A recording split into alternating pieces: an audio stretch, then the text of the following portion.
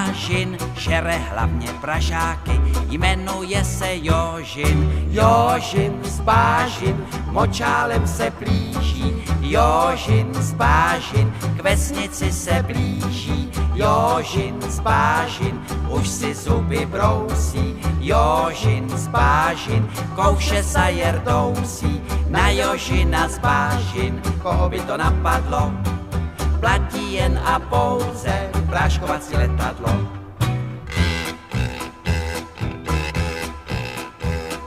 Projížděl jsem dědinou, cestou na Vizovice, přivítal mě předseda, řek mi u Slívovice, živého či mrtvého Jožina kdo přivede, tomu já dám za ženu, dceru a půl jezede. Jožin z Bážin močálem se blíží, Jožin z Bážin k vesnici